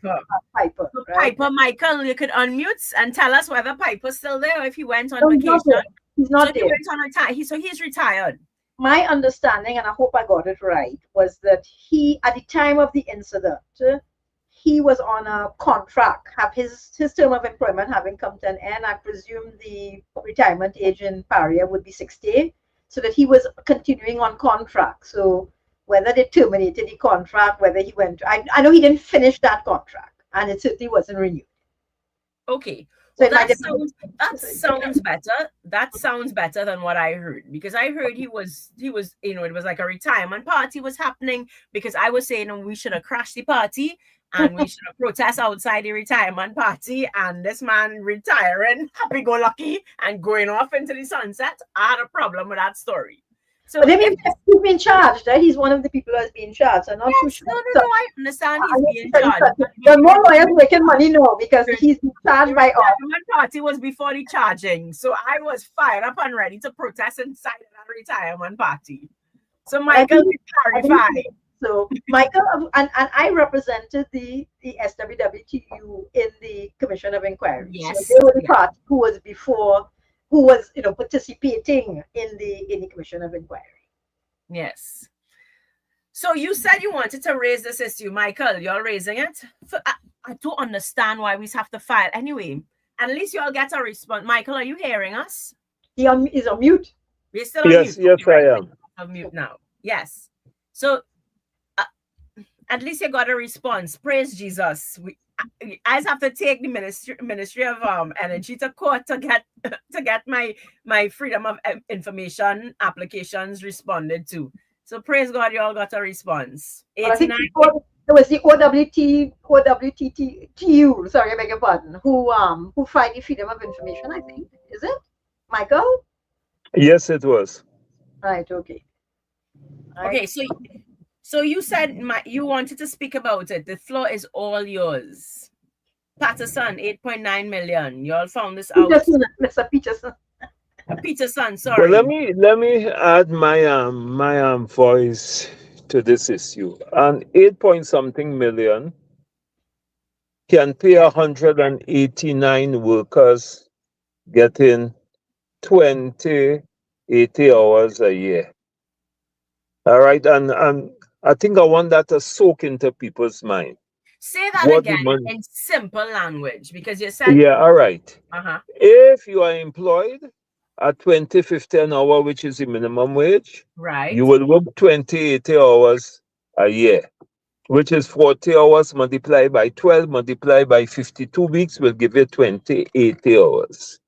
That 8 million, that so one lawyer... You mean like 2,080 hours? 80 hours, yes. That is okay, what. So you're doing the math. So now I have to go and do yes. Get a calculator out. Hold on. Doing well. You could trust me. You could trust me. That will employ 189 young people. Understood what you're saying now. Who are not employed, who cannot get jobs, who are languishing in our society, and who might be pushed towards the illegal trade that is a common thing in our country, because the illegal economy and the regular economy is running neck and neck, and it's unfortunate that is happening. But the point that I want to make as a representative of workers is that look at one person, look at the monies that he would have gotten. All right, and I just worked it out to demonstrate how much people could have been employed for a year with that amount of money. And when you relay that back to what the government is offering in the context of wages for government employees, which is 0.002%, and 0.002%, which works out to be 4 cents on your dollar, one understands what is going on in our society in respect of the inequality as it relates to income and household income and wealth in our country.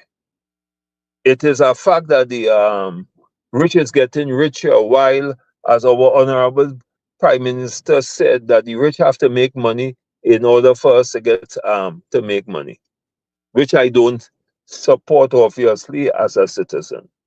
And I think it is critical, and I don't know if it's true, but someone sent me a statement where the Prime Minister said that Cabinet would have accepted the SRC recommendation.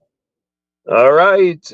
And they're asking, well, what are we going to do now as workers in Trinidad and Tobago when the very Minister Imbert said that the economy is at a dire strait economically and financially, and we seeing that kinds of increases for members of parliament. And the point I want to make too, for members of the public to pay attention to, is the cabinet have to decide whether to accept a recommendation for their own pay. It's amazing, and it's something that we have to take a look at as a society and as a people in the interest of equity and equality. Yeah. So yes, it is in the news. The headline is Rowley accepts 87,000 salary. That's the headline. So the Prime Minister has accepted the salary increase proposed by the Salary Reviews Commission for the Office of the Prime Minister. The increase will see his salary increase from around 59,000 to 87,000. Speaking to the media during the post-cabinet media briefing on November 20th, Dr. Rowley said, I have accepted the work that they, the SRC, have done. The recommendations have come after work that I believe has been good work, and I'm prepared to accept their work. As far as I'm concerned, that is the end of the story. When asked if he thought the salary was fair, he said, whether it is fair or not is not the point. Those who were given the assignment to do it, they have done it. These are the recommendations, and I accept it without more on this occasion. Full stop. End of article. You know what is funny? Let me be the first to talk, eh? Sorry, I know, but it's my show. You know, they say, well, it's my party. I can cry if I want to. It's my show. You know what is funny? When the Commission of Inquiry, and we bring, I'm going to use Nairi's term. No, Nairi, I'm not using your term, but we bring people from England. We bring the goodly people from England. And they gave recommendations. Why don't just accept that recommendation and take it? Why? Well, the recommendation that you should be referring for anyway. It's not that the charging of Mr. Piper et al., right? It is that. But what about the recommendation from when the special branch police gave a report, and he says a report is just a report on one of his ministers? Yeah, but just going back to Paria. All right, go back to Paria, Mr. Lawyer. Chairman Lynch would have made is that give the family money. Give the family some money. So take that recommendation. So that's the recommendation. That's my point. He's right. Why he don't take the Commission of Inquiry recommendations? Take it the same way. Plenty work, plenty money went in to the Commission of Inquiry, and recommendations were made. Why you don't take them recommendations? All right. Well, some animals are more equal than other animals. All animals are equal, but some are more equal than others. Right? Yeah. Just like when they say we're all in the same ship. I say, no, partner, I'm not pirogue and you're in some kind of fancy yacht. We're not in the same ship at all, at all. Right? So I will hark back. We will be looking forward to hearing.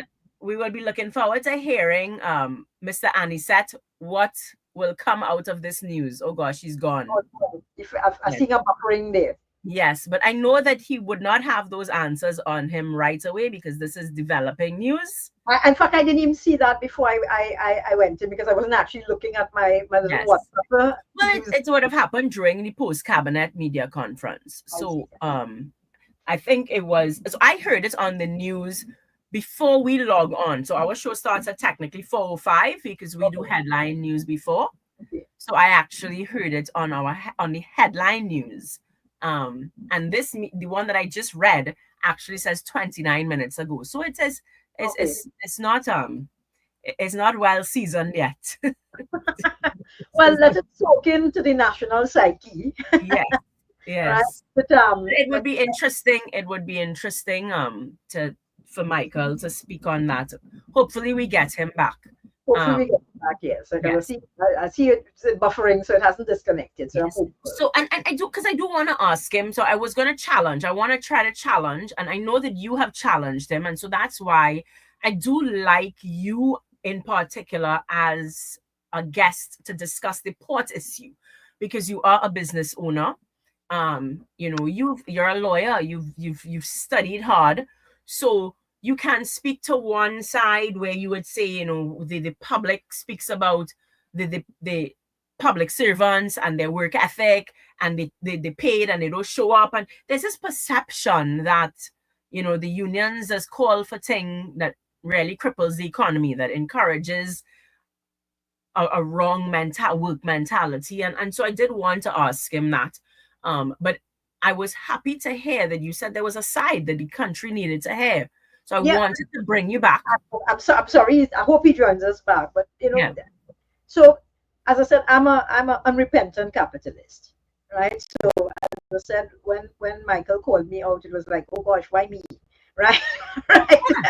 And that's what I wanted to challenge him when he spoke about the minimum wage and the rich getting richer, because that's what capitalism is all about. But I'm also paternalistic or materialistic, however you like to look at it, capitalist. I don't believe, I'm in the part of my life where you try to do the greatest good to the greatest amount of people. I'm in that part of my life, right? Maybe I wasn't there at another time, but that's where I am now. So climbing up the ladder does not require me to step on other people to get there. So that's the first thing. So I don't need to bring down anybody. I don't need to suppress anybody. I don't need to keep anybody in a particular place in order to go where I have to go. So I say it's a very, I think it has to be a materialistic view of capitalism. So we don't not want people to make a fair wage. In my view, if your middle class is doing well, if your even lower ranking workers are doing well, they're fueling your economy. They're buying in the groceries. God forbid they buy Kentucky Fried Chicken. And the businessman will do better. Yeah. They're going to buy clothes, they're going to buy toys for Christmas and so on. So when your consumers are doing well, your businesses will do well. So if the economy is doing well, if the workers are doing well, the economy will reap the benefit. So it's not part of I'm not Trump with tariffs, right? Put the tariff on and everything will solve itself. You make things more expensive, and then any benefit you get on one end, you'll be spending it on the other end. But the backstory to that, when Michael called me, because I said I'm hardly the union's lawyer, but I think because my office is 2 buildings away from the industrial court, I get picked with the 1 hour notice, right? Right. So if you look at what has given rise to, I would say, the disaffection of the members. I wouldn't say it's a union action. Michael could speak to that. My instruction so far in the matter, it's not a union action. It's that people are completely disaffected, meaning the members of the union were made aware in 2015, I beg your pardon, that we have reached an agreement. And this agreement is, I would want to say, several sides, not just 1 or 2. One side is the wage increase, which was 4% for 2014, 4% for 2015, 4% for 2016, 4% for 2017, signed off by the Port Authority. Right? Blessing of the then line minister, Mr. Keys. If you notice, this is 2024. And the government is now taking a position. Nah, we don't want that. Right? We not bound by that. Right? No, signed off by the Port Authority is a company, a statutory corporation. So its board of directors, its management is invested just like any other company with the power to compromise their wage bill. The second side of that agreement that was signed off in 2015 is very instructive in my view as a capitalist, which is the union, not the company, not the port, the union agreed we have a lot of inefficiencies on the port and we want to move the port into the 21st century, kicking and screaming if necessary. To do that, we need to reduce the size of the gangs, to cut our overtime liability, in fact, cut it away completely so it doesn't exist. Michael will correct me if I'm wrong if he ever joins back. 60%, about 60% of the wage bill in the port is overtime. So here was the union self-planning how they're going to cut or eliminate that 60% liability to overtime by restructuring how the gangs will work and the days that they will work and how they will work, and reduce the size. So people were going home with their severance and so on. And of course, you had a smaller workforce, higher wages, smaller workforce, and increased efficiencies, which surpassed $100 million in terms of eliminating your overtime going forward. Now in Trinidad, I say we have a bad habit of throwing out the baby, the bath water, the bathtub, the soap, the sink, the Johnson & Johnson baby shampoo, anything we could find in we had, right? The cloth, the washcloth, everything. So everything went out. So those plans agreed to gratefully by the then Port Authority Management and Board of Directors was never implemented for the last 9 years. Not 1 year, 9 years. So when it comes, when you're in 2024, so if that period finished in 2017, then it's 2018, 2019, 2021. So 2 other 3-year periods of negotiations have passed. And you're now coming back to say, here now, you see that 4%, 4%, 4% from 2015 to 2017. Well, we want to argue. We want to renegotiate the signed contract and take, as Michael would have said it, 002. Apply to the period that you already agreed. So I've implemented nothing to cut my wage bill, nothing to cut my overtime liabilities, and take that. I taken back what I gave you there and I'm bringing it back. And that is our next government. So we have to stop doing this as a people because we'll go nowhere as a people. If it is every time a government come, whether it's PNM, whether it's UNC, whether it's PP, whatever acronyms and letters that stand out for the government, everything cannot be thrown out like that proverbial baby bathwater, Johnson & Johnson, washcloth, everything going out, right? Everything can be wrong, right? It's not like, we're not carpenters, right? You know, if one carpenter come and say, well, you know, the man mess up that and I have to do it over, or the mechanic, or, you know, whatever the analogy is, right? So if that is what the company agreed to, the Port Authority of Trinidad and Tobago, which is a statutory corporation, that is what they agreed to. How do you come back to people and tell them, here, now, me want that again 9 years later, right? You had to take what we given you in 2024, which we want to overturn what we agreed to in 2025. And to top it off, then those workers who are disaffected because they have issues with the work environment and safety issues and so on, so they're not getting the increase in pay. And if they're disaffected and say, I ain't coming out to work, but just guess what happened? The court would have said, you have to go to work. You have an injunction against you. You have to go to work. So you take all of that, you eat all of that, and you do your work. So that, to me, that is the backstory of the injunction, which we started talking about last week, Thursday. Right? And it is unfortunate to say that's where we are, right? That okay, and we will do. Thing is, we will resist the injunction. We'll have the time to answer the injunction. There's an IRO, industrial relations offense, has been reported. A trade dispute will emanate out of it, and everybody will be fighting up in court. At the end of the day, what are the workers getting out of that? They had to sit down and hope, well, this year, next year, 3 years from now, 4 years from now, they will be successful in their litigation. Yeah. So what's the next step? Well, as I said, litigation will continue. That's it. I mean, as I said, I believe in the rule of law. It's well embedded into my DNA, right? Right? You follow the court's directives, and you get your opportunity to say something. In the meantime, at that point will be litigated. Can a statutory corporation sign up an agreement and 9 years later somebody say, here now, that we not abiding by that. We breaking that contract and you better like it. Yeah. So they are going to fight that part in court. Oh, yeah. Yes. Oh, yeah. Because one has to know if a company, if Whitco, Angostura sign up a contract, the management and the directors sign up a contract with which, by the way, if it's Angostura, it's SWWTU as well.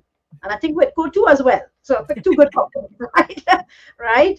So I sign up this collective bargain agreement with the union, and I decide I want to change.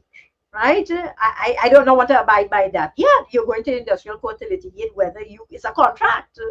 Can you breach the contract? And that issue is going to come out very strongly. You know, the government has said, well, we don't want that. Right? We are not going to abide by that. You can sign what you want.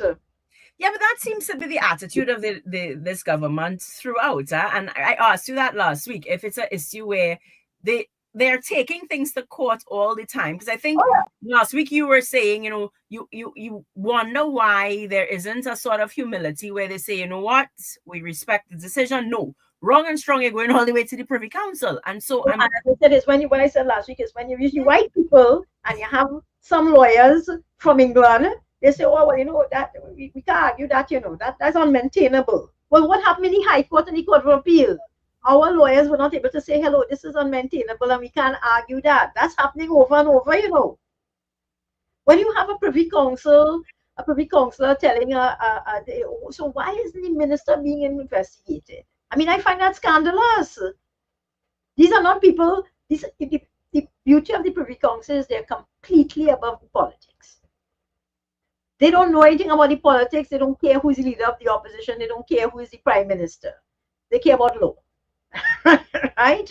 And here is a member, a sitting Privy Councillor saying, well, okay, we hear that you want to do an investigation into the Auditor General.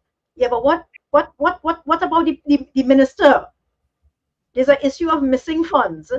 And how come the minister, see, we have Mr. Anisette looking in a more stable environment. Yes. Right? And hopefully that's a stable environment in his home, right? Right? So I'll let you to pose what I had to stand in for Mr. Anisette. You can ask Mr. So there's several questions, right? And I mean, and I would say, so let me just give a back end. I like Nairi in particular because she's an unrepentant capitalist. So the citizen who doesn't know better, I guess, we will just go, but these unions, all they want is to give public servants more money, and they want to give workers more money, and they want to give workers more money. But when you reach, they're on lunch, or they this, and it's a bad attitude, and so no, don't give them no more money, and they're inefficient, and the port shut down, and we can't get. So there seems to be, you take real hate from the public, so I wanted to hear your side. Nairi, I'm going to try to say what Nairi said, who said that she needs to make sure that she's saying it correct. But basically, there was an agreement, a contract in 2015 that said, look, this is the wage that we are proposing. These are the increases. But that was one side of the whole contract and the agreement. The second side was that the trade unions they did say, look, there is a lot of inefficiency. We want to bring the port to the 21st century. We want to cut down the overtime bill. We want to be more efficient. So more money, but less staff. So in the end, we will save the port money. Yes, did I get that short and sweet? Yes. So you're talking like a trade unionist there, man. Yes. So to me, that sounds fair. Because again, there is a perception where you're just trying to hire as many people and spend as much money and get as little work done. And you are saying, no, that's not true. Yes, but obviously from from the statements that came out from the chambers of commerce, for the first time, the four chambers got together and called on the government to do whatever necessary to ensure that normalcy is go back So, to the port. We And you heard did not Doma. like their tone. I read Yeah, it. yeah, yeah. Yeah, That's why. we heard Doma, president, he even offered to bringing people on the docks to work. We saw where the port, in consultation and agreement by the Minister of National Security, because they cannot bring in soldiers on the port to do port work. We saw all those kinds of behavior. And the question that one has to ask is, if the port is not essential, if the port is not important, all right, why didn't we understand that? Why didn't we do like what was done in the United States in the East Coast when the 50,000 dock workers stopped work and the shippers sat down within 2 days and were able to finalize a 25% wage increase for over a 5-year period? But more importantly, they were attempting to introduce AI program that would have cut the labor force to extent, and they stood up against that because they were talking about the amount of money that was made. The same thing we are saying, COVID-19, we were there, we are the face of the nation, all the goods that come in, right, as we see about it. And a lot of people do not understand that when you see goods in price mat, that goods don't come out from the sky. It passed through the port, and at some time we may have to unstop those very goods.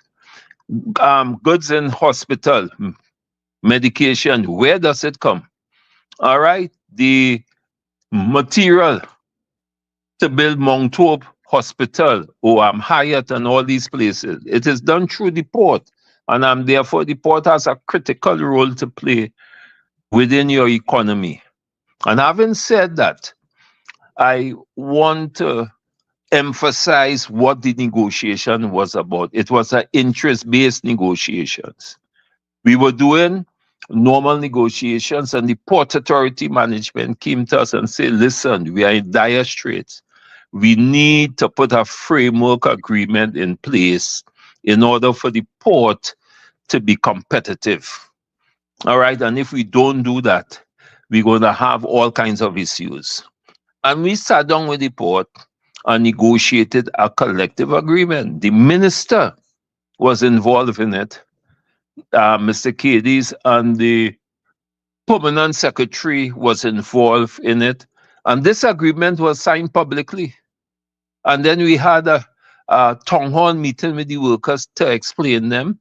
And we had a meeting with the various chambers and other entities. All right, entities who would have participated and who would have thanked the port. As a matter of fact, one of the biggest shipping line, CMA, would have thanked the port and the union for being visionary, and the then CEO of the port would have thanked the port for understanding the need for us to have this agreement. And as I speak to you, the agreement that we signed in 2015 is more appropriate now, given what is happening in the port in 2024. And the question one must ask themselves, why it is that a government will now come in 2024 and say, listen, you all didn't go to the CPO. But it is a signed agreement between parties, and if you know law, an agreement must have an offer and acceptance, and parties have to sign. And what was the intent and purpose of the agreement must be critical. But this government doesn't want to hear that. They sent a letter to the port in March of 2024 saying, offer the union the 2% for the period that we would have signed up for 15%, and to implement those changes. The public may ask, why it is that the changes haven't been implemented? I will tell you why. Because this government deliberately starved the port of money. This government from since 2012 were advised that the Panama Canal was opening and then the configurations of vessels will increase. And there's a need for us to do dredging. There's a need for us to do the infrastructural development, which they never did. So it is clear in our minds that it was a plan always to sell the port to the friends and financiers. And one might say, but Mr. Annie said, Mr. Union. All right, but ports are privatized in other places. And I will tell the world that the 5 largest ports are ports that are owned by the government. So the concept that a government cannot run a port is misleading.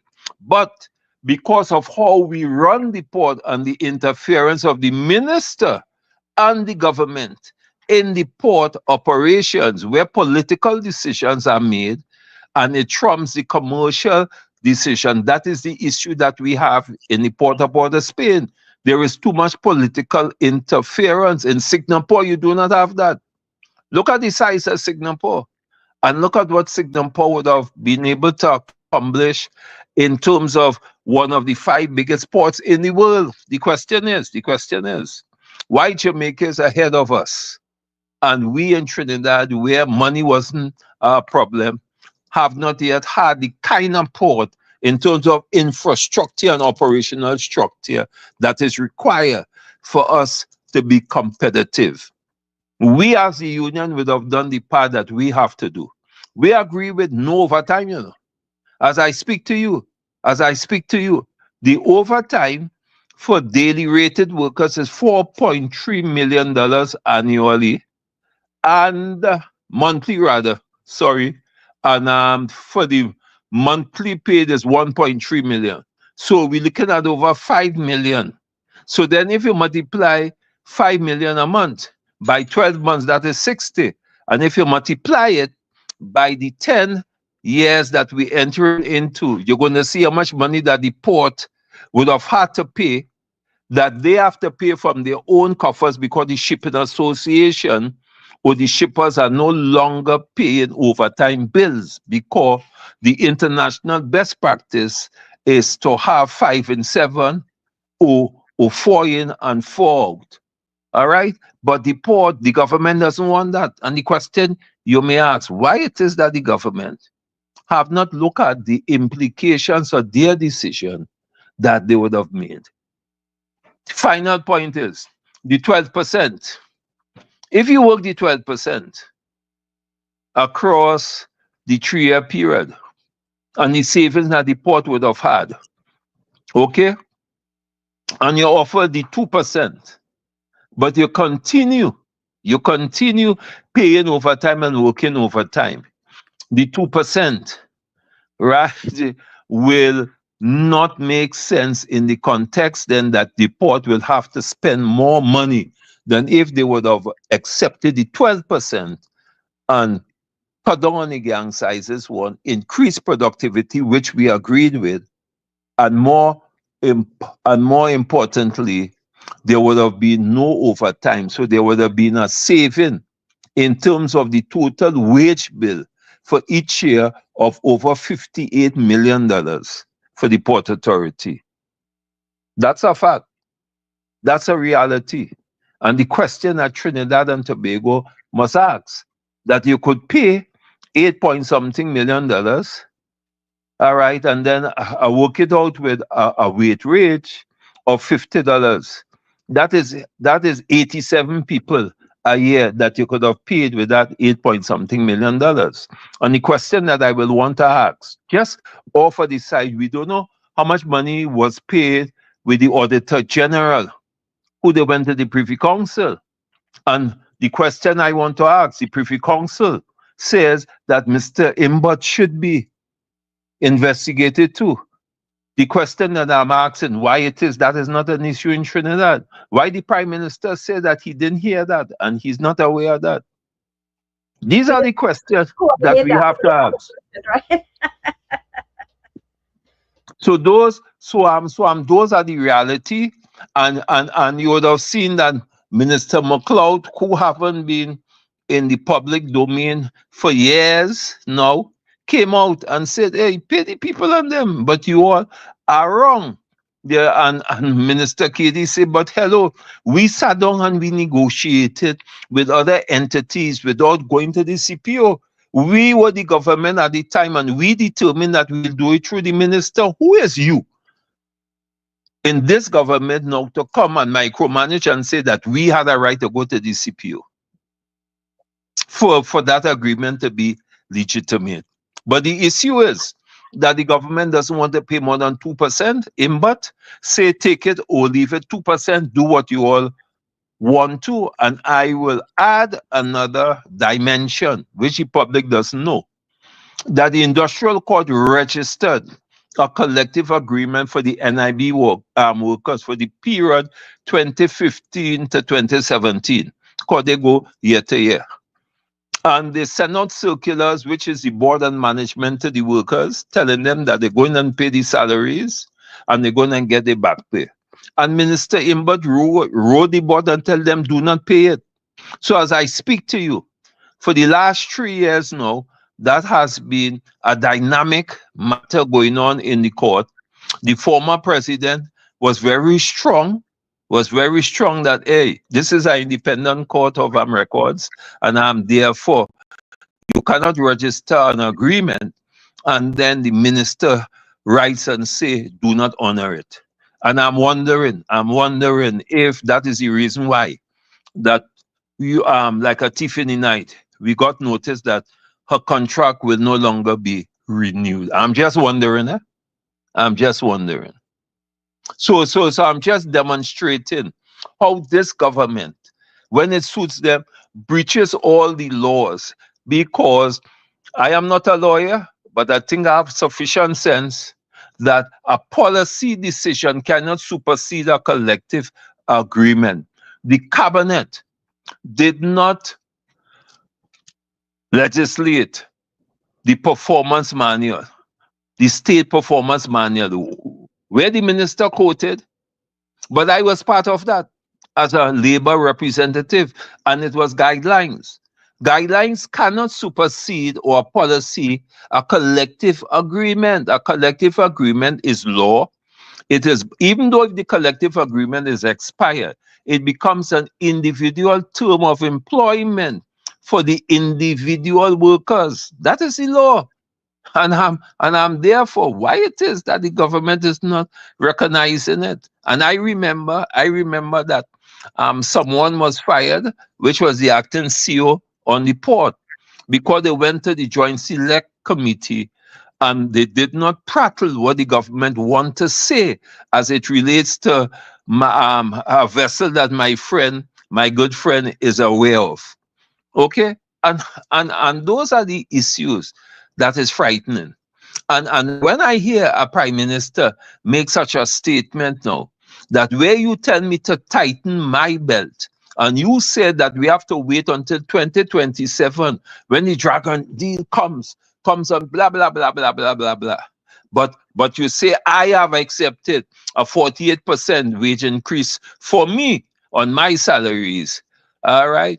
Well, then it raises serious questions, in my humble view, about the credibility of this government. Well, he said it. Yeah. And I mean, you ask a question, Nairi and I have a solution. We have no solution. We have a theory that this government, you talk about friends and finances, but everything had to go to court that really should not have had to go to court because they had to pay their lawyer friends. That's the only thing that's the only reasonable theory that we could come up with. Guys, it was wonderful. Nairi, thank you very much. Wait, I think I had. Okay, no, you answered it. But so you were actually doing such a great job, Michael, because you were saying things and then you were saying, the public going to ask, and then you answered it right away. So I was writing questions and then you kept going, the public going to ask, the public going to ask. And so you were answering it as you go along. I feel like after I might call you and get some more information to really understand No things problem. No problem. because I think If you want another conversation, yeah, I can give it to you because I will show you from the public accounts documents and the estimates what is the actual wage bill and what is the overtime cost and what our proposal that we agreed to and sign off, how it would have saved the port so much money had this government implemented it. But more importantly, if they pay the 2% and the overtime continues, it will be much more than implementing the 12% without the overtime. all the overtime. And I don't think that the national public is actually hearing that entire story. They're just hearing that the port workers want more money. And so I appreciate No, you but no, taking but it is more money. We have not received wages on the port from since 2014. So we are living on 2014 salaries. And if you do the purchasing power, all right, and the value of money for products from 2014 to 2024, you're going to see even the 12% is not adequate.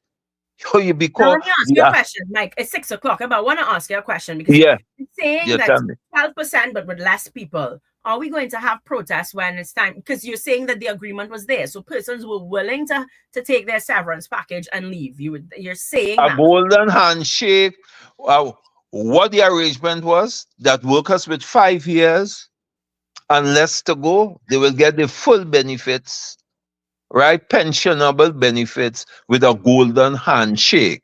All right, because you remember, all right, that we were giving up overtime in order for sustainability one, in order for us to compete and in order for us to be efficient. And let me say something. You know what this union agreed to with the insistence of the union that, listen, when we certifying workers, because we have to compete in the international market, and the international market was between 30 to 35 moves an hour with the same equipment that we had, that if we certifying workers, they must be able to do a minimum of 20 moves an hour because at the time, the moves in some instances average at 16 moves, and we say we cannot compete with the Jamaicans and other ports if we want to be competitive. Which union does sit down and discuss those kinds of things and reach an agreement with? And then finally, the trainee at Point Lisas, who is an operator, a ship-to-shore gantry operator, a trainee, he now starts to train, is getting 16% more on his salary than a registered certified operator on the port. That is a trainee. I do not want to say what is the difference in salary for the certified trainer in Port of Spain as opposed to the certified trainer in Point Lisa, because it may have a riot.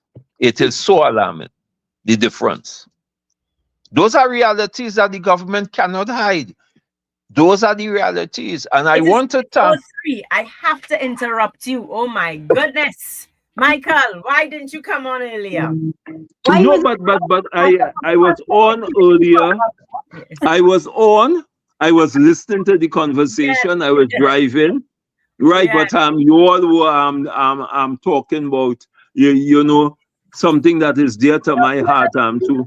He won't admit that we lost him. We lost him, right? No, here what happened. My phone started to go wrong, and then I was seeing my face clear, and then they were saying that sometimes the internet from your station dropped, so I wasn't seeing or hearing anything. You all went on blank. Yeah, we lost you. All right. But you've given us something to start with. You really have. So we've gotten more balance, and I know we've been cut off somewhere on some cable station. Yes, so, yes. Guys, 4 or 5 minutes ago. Yes. Guys, thank you very, very much for taking the time. I really appreciate setting the record straight on this port issue. Thank you very much. All guys. right, okay. And yeah, and let me end by saying that we are committed to working with all stakeholders at all our letters would have demonstrated, and we did write all the various stakeholders, and it's only the Shipping Association and the Confederation of Chambers accepted our invitation to meet and treat with them so that they could have understand the real issues. The other chambers did not accept our invitation. What year is this? You're talking about now? So this No, was no, done no, now. no, no, Yes. no. Unfortunate.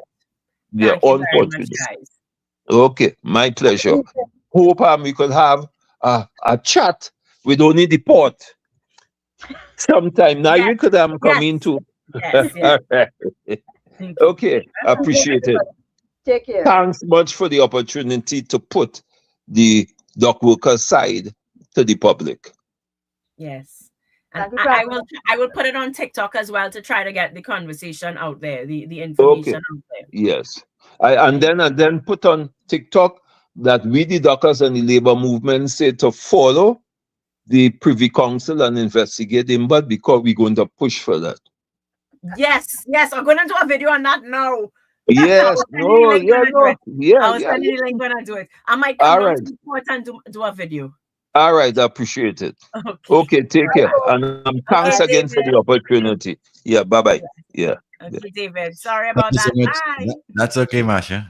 Thank you, Marsha Walker. She'll be back next Thursday with another issue of Hard Talk right here at Power 102 Digital.